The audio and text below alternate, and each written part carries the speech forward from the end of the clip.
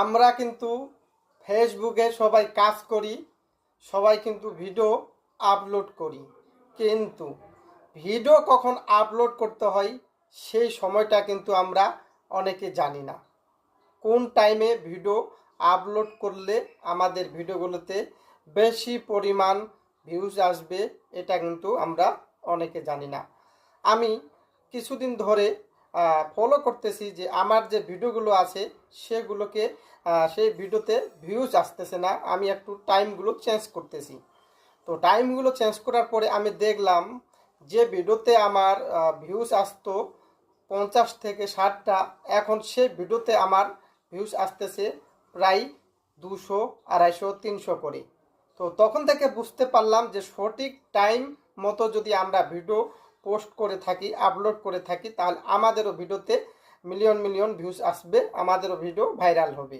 তো সঠিক টাইম সেইটা আমরা কিন্তু জানি না। আজকে আমরা জানবো অনেক গুরুত্বপূর্ণ ভিডিওটা সবাই সম্পূর্ণ দেখবেন, প্লিজ কেউ স্কিপ করবেন না।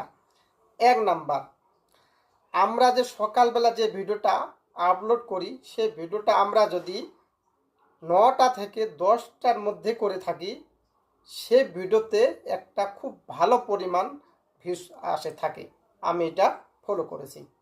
তো আপনারা যদি পারেন একটা ভিডিও 9টা থেকে 10টার মধ্যে রাখেন, আপনি এর মধ্যেই আপনি একটা আপলোড করে দেখবেন আপনার ভিডিওতে যদি 10,000 ভিউজ আসতেছে, সেই ভিডিওতে আপনার 20,000 উপরে চলে যাবে আশা করি আমি। কেন, আমার পরিবারটা ছোট, আমি নতুন কাজ করতেছি।